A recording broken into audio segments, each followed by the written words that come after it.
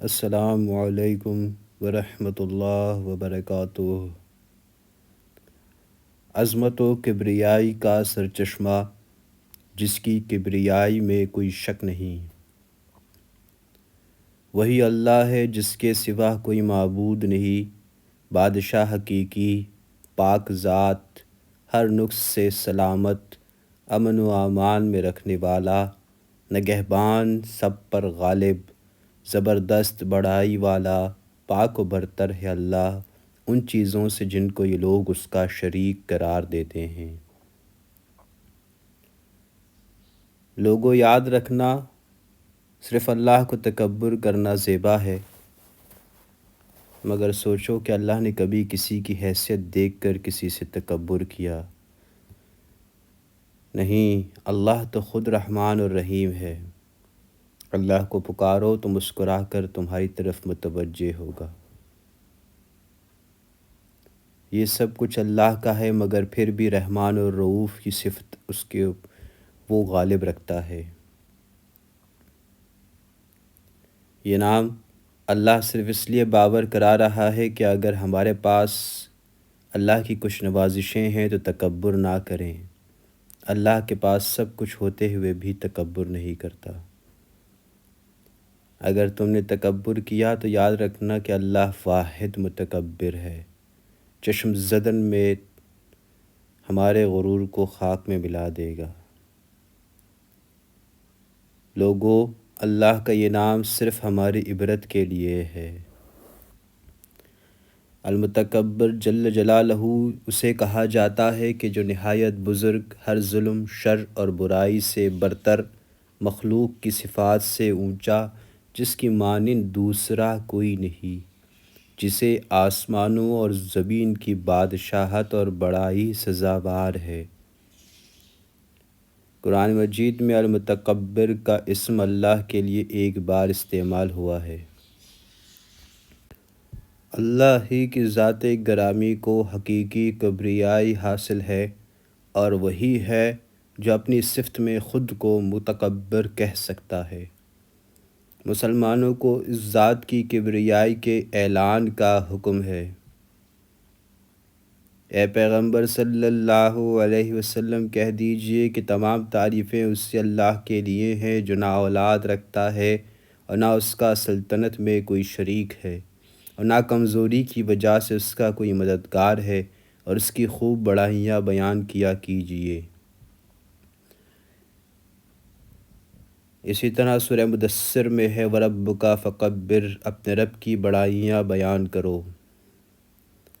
اذان میں جو سب سے پہلے حقیقت بیان کی گئی ہے وہ اللہ کی عظمت و کبریائی ہے، اور اس حقیقت کو ایک اذان میں 6 بار بیان کیا گیا ہے۔ گویا 5 وقت کی اذان میں 30 بار اللہ اکبر کہا جاتا ہے، اور اگر اقامت کو بھی شامل کر لیں تو تعداد 60 تک پہنچ جائے گی۔ اور اگر 5 وقت کی نماز میں فرضوں، سنتوں، وتر اور نوافل کے قیام اور قعود وغیرہ کے مواقع پر کہی جانے والی تکبیرات کو بھی شمار کر لیں تو تعداد 296 تک پہنچ جائے گی۔ اور چونکہ ہمیں ترغیب دی گئی ہے کہ ہر نماز کے بعد 34 بار اللہ اکبر کہا کرو، تو اگر ہم اس کو بھی گن لیں تو یوں کہہ سکتے ہیں کہ ایک نمازی مسلمان اپنے عام معمول میں ایک دن رات میں تقریباً 466 بار اللہ اکبر کہتا ہے، اور اگر وہ صبح و شام تسبیحات بھی کرتا ہے تو یہ تعداد مزید بڑھ جائے گی۔ سوچنے کی بات یہ ہے کہ اذکار تو اور بھی ہیں، سبحان اللہ ذکر ہے، الحمدللہ ذکر ہے، ماشاءاللہ ذکر ہے، استغفر اللہ ذکر ہے، تو آخر اللہ اکبر میں کیا بات تھی کہ اسے بار بار ورد زبان کرنے کا حکم دیا گیا ہے؟ اذان و نماز میں تو آپ سن ہی چکے ہیں۔ حج میں دیکھیں تو سب سے زیادہ اللہ اکبر کہا جاتا ہے، عیدین میں دیکھیں تو سب سے زیادہ اللہ اکبر کہا جاتا ہے، میدان جہاد میں بھی نعرہ تکبیر بلند کیا جاتا ہے، بلندیوں پر بھی اللہ اکبر کہا جاتا ہے، بچے کے کان میں اذان و اقامت، جانور ذبح کرتے وقت اور نماز جنازہ کی تکبیرات میں بھی اللہ اکبر ہی کہا جاتا ہے۔ حضور محمد صلی اللہ علیہ وسلم کے ایک مبارک ارشاد کو تھانوی رحمۃ اللہ علیہ صاحب نے خطبات الاحکام میں امام بہقی رحمۃ اللہ علیہ سے نقل فرمایا ہے کہ فرماتے ہیں من تواضع، جو اللہ کے لیے اپنے نفس کو مٹھاتا ہے، جس نے اللہ کے لیے تواضع اختیار کی، اپنے نفس کو مٹایا، رفعہ اللہ، اللہ اس کو بلندی دیتا ہے، فہو فی نفسہ صغیر، پس وہ اپنے نفس میں حقیر ہوتا ہے، تواضع کی وجہ سے اپنے دل میں تو اپنے آپ کو چھوٹا سمجھتا ہے، لیکن اس فنائیت کی برکت سے اللہ اس کو لوگوں کی نظر میں عظیم کر دیتا ہے، عزت دیتا ہے، تمام مخلوق میں اس کی عظمت اور بڑائی ڈال دیتا ہے۔ وفی عین الناس و عظیم، اپنے نفس میں تو اپنے کو حقیر سمجھا، مگر اس تواضع کا کیا انعام ملا، تمام لوگوں میں اس کو عظمت عطا ہو گئی، ساری دنیا کے انسانوں میں اللہ اس کو عظمت دیتے ہیں۔ ومن تکبر وضع اللہ، اور جو اپنے کو بڑا سمجھتا ہے اللہ اس کو گرا دیتے ہیں، اور جس کو خدا گرائے اس کو کون اٹھائے، ہے کسی میں دم کہ جس کو خدا گرا دے، پوری کائنات میں اس کو کوئی اٹھا دے۔ جس کو اللہ ذلیل کرے اس کو پوری کائنات میں کوئی عزت نہیں دے سکتا، کیونکہ جو بندہ اپنے کو بڑا سمجھتا ہے حقیقت میں وہ بڑا نہیں ہے۔ جس کا مادہ تخلیق باپ کی منی اور ماں کا حیض ہو وہ کیسے بڑا ہو سکتا ہے؟ اس لیے ومن تکبر فرمایا۔ تکبر باب تفعل سے ہے، جس میں خاصیت تکلف کی ہوتی ہے، یعنی وہ اپنی حقیقت کے اعتبار سے بڑا نہیں ہے، بے تکلف بڑا بن رہا ہے، اس لیے اللہ اس کو گرا دیتے ہیں، ذلیل کر دیتے ہیں۔ دوستو، جسے اللہ گرائے اسے کون اٹھا سکتا ہے؟ ہاتھی اللہ کی ایک مخلوق ہے، وہ اگر کسی انسان کو سونڈ میں لپیٹ لے اسے گرانا چاہے تو گرے گا، رستم بھی گرے گا، بڑے سے بڑا پہلوان بھی گرے گا۔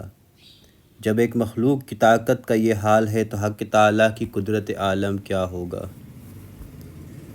بس جس کو خدا گرائے اس کو کون اٹھائے، اور جس کو اللہ رکھے اس کو کون چکھے، اور جس کو اللہ نہ رکھے اس کو ساری دنیا چھکے۔ یہ آخری جملہ مصنف کا اضافہ ہے۔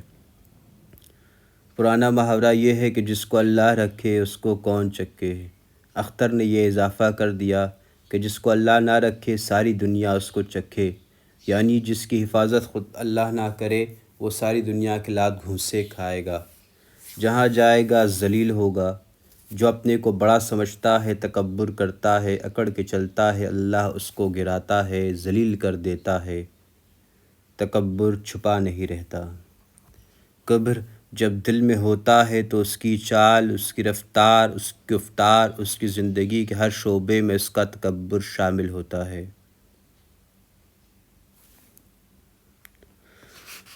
حضور صلی اللہ علیہ وسلم فرما رہے ہیں کہ متکبر انسان لوگوں کی نگاہوں میں ذلیل ہو جاتا ہے، فہو فی عین الناس صغیر، تمام دنیا کے انسانوں میں اللہ اس کو ہلکا، چھوٹا اور حقیر کر دیتا ہے۔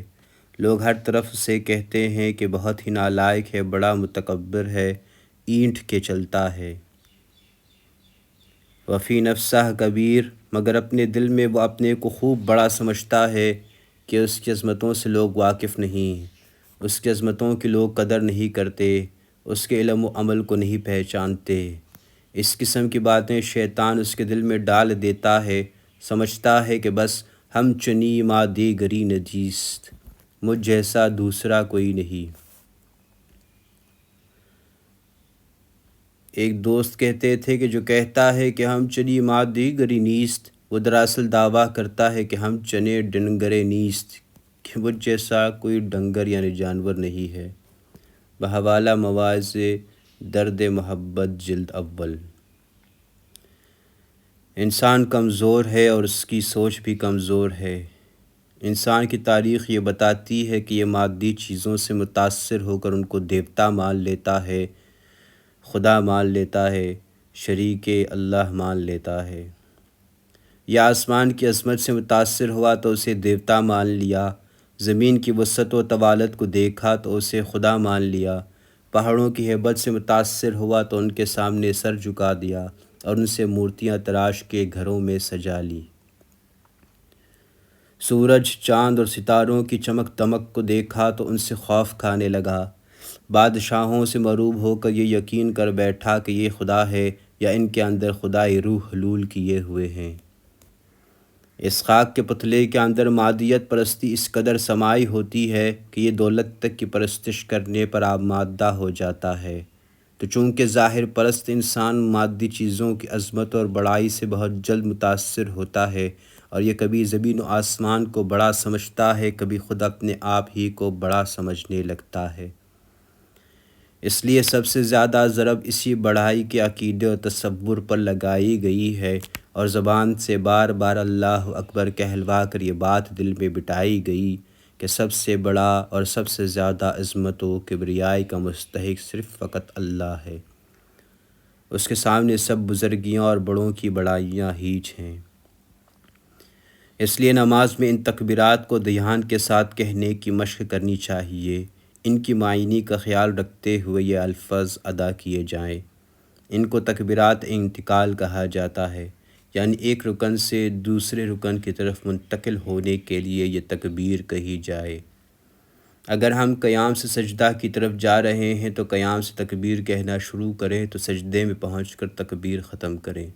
اس طرح ایک رکن سے دوسرے رکن کی طرف منتقل ہوتے ہوئے ان تکبیرات کو ادا کیا جائے۔ لہٰذا اللہ اکبر کہتے ہوئے دل میں اس کے معنی کا دھیان رکھے، خود اپنا بھی جائزہ لیں کہ میرے دل میں بار بار کہ اس بول سے اس ذات عالی کی بڑائی کس درجہ بیٹھی۔ کوشش اس بات کی کرے کہ سارے انسانوں کے دلوں میں ایک اللہ کی کبریائی بیٹھ جائے۔ اللہ کے سوا سب کے سب چھوٹے ہیں اور وہ ہی سب سے بڑا ہے۔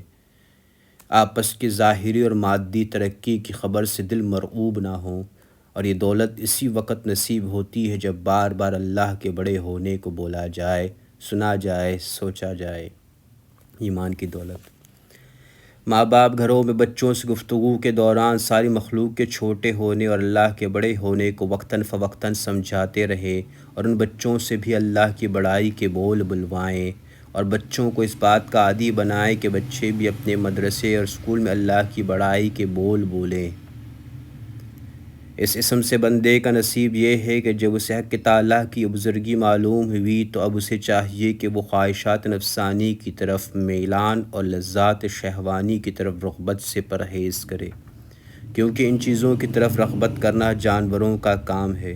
اگر ان کی طرف رغبت کرے گا تو جانوروں کا شریک ہوگا، بلکہ اس چیز سے تکبر کرتا چاہیے جو باطن کو حق سے باز رکھے، اور حق تعالیٰ کی طرف پہنچنے کے علاوہ ہر چیز کو حقیر جاننا اور تواضع و تذلل کا طریقہ اختیار کرنا چاہیے، اور اپنی ذات سے تکبر کی تمام دعووں کو زائل کرنا چاہیے تاکہ نفس صاف ہو اور اس میں اللہ کی محبت جاگزی ہوں، اور اس طرح نہ نفس کا اختیار باقی رہے اور نہ غیر اللہ کے ساتھ قرار۔ المتکبر کی صفت اللہ ہی کے ساتھ خاص ہے۔ المتکبر وہ ذات ہے جو از خود بڑی ہو، جو اپنی بڑائی کو ہر وقت ظاہر کر سکے اور اس کو قائم رکھ سکے۔ انسانوں میں اگر کوئی اپنی جہالت سے یہ صفت حاصل کرنا چاہے گا یا اس کا دعویٰ کرے گا، وہ ہمیشہ ناکام رہے گا، اس دنیا میں بھی اور آخرت میں بھی۔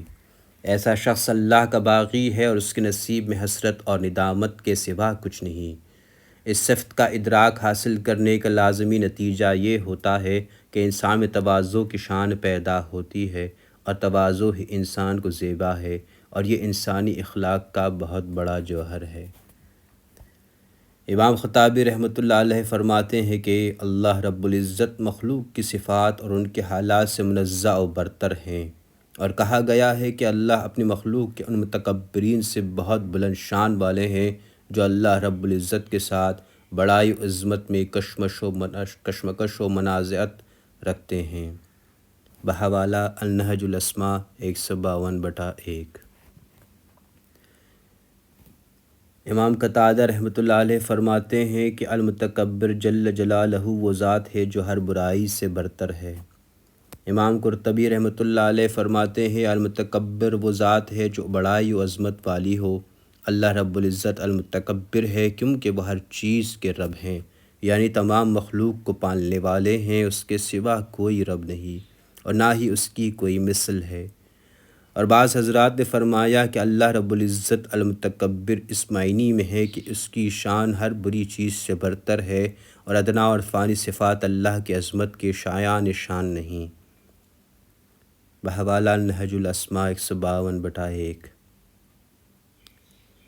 خلاصہ یہ ہوا کہ المتکبر الکبیر کے حسب ذیل معنی ہوئے وہ ذات جو ہر ظلم، شر اور برائی سے برتر ہے، وہ ذات جو مخلوق کی صفات سے اونچی اور برتر ہے، جس کی مانند کوئی دوسرا نہیں ہے، وہ ذات جو بڑائی اور عظمت والی ہے اور ہر چیز اس کی جلالت کے سامنے چھوٹی اور حقیر ہے، وہ ذات جسے آسمانوں اور زمین کی بادشاہت اور بڑائی سزاوار ہے۔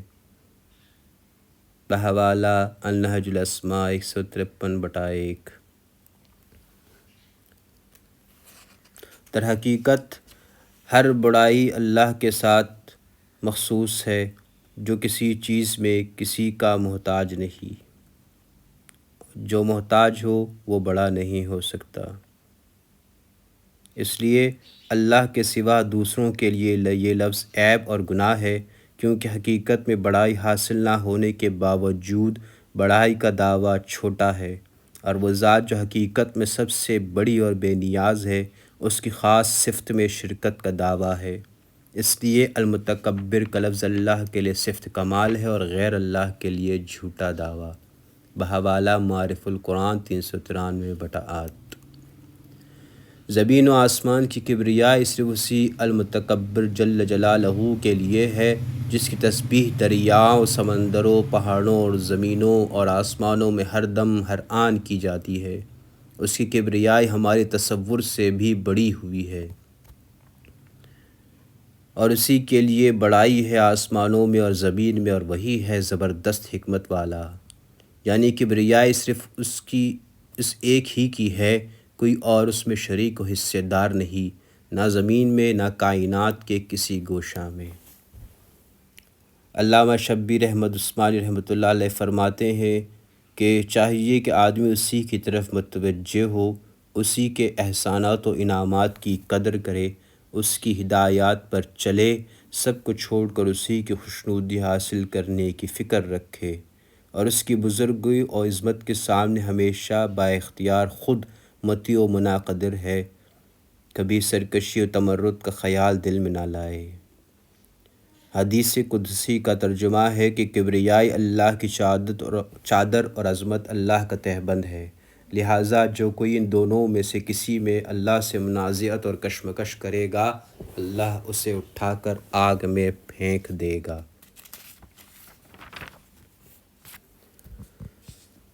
مولانا علی میاں رحمۃ اللہ علیہ اپنی کتاب میں لکھتے ہیں، ہماگیر اور محیط علم، مطلق ارادہ اور آزاد و غیر محدود تصرف اور قدرت کاملہ اللہ کی خصوصیات میں سے ہے، اور عبادت کے اعمال اور شعائر جیسے سجدہ یا رکوع کا کسی کے سامنے کرنا، کسی کے نام پر اور اس کی خوشنودی کے لیے روزہ رکھنا، دور دور سے اہتمام کے ساتھ کسی جگہ کے لیے شدر حال یعنی طویل سفر کر کے جانا، اور اس کے ساتھ وہ معاملہ کرنا جو بیت اللہ کو زیبا ہے، اور وہاں قربانی کے جانور لے جانا، نظریں، منتیں ماننا شرک کے کام ہیں، اور شکر کے مظاہر میں تعظیم کے وہ طریقے اور علامتیں جو عبودیت اور غایت ذلت کی مظہر ہوں، صرف اللہ کے ساتھ خاص ہیں۔